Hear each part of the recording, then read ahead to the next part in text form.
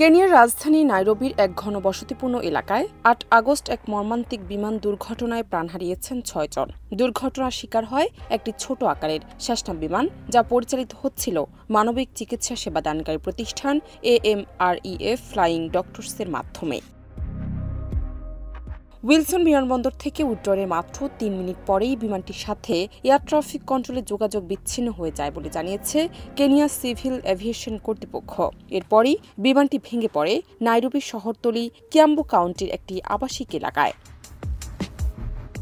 কিয়াম্বু county commissioner handy ওয়াফুলা জানান, বিমানে থাকা ৪ জন এবং মাটিতে থাকা আরও ২ জন, মোট ৬ জন এই দুর্ঘটনায় নিহত হয়েছেন। পাইলট সহ বিমানের সবাই ঘটনাস্থলেই মৃত্যুবরণ করেন।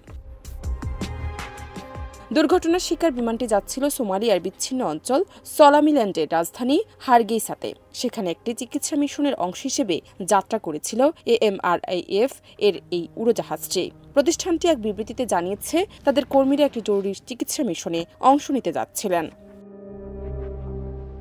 একজন স্থানীয় বাসিন্দা জানান, হঠাৎ করেই একটা ভয়ঙ্কর শব্দ শুনতে পাই। বাইরে তাকিয়ে দেখি ধোঁয়ায় চারপাশ অন্ধকার হয়ে গেছে।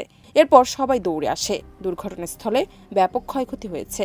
কয়েকটি বসতবাড়ি আংশিকভাবে ক্ষতিগ্রস্ত হয়েছে বলে জানা গেছে। জান্নাত নিপু, দেশ রূপান্তর।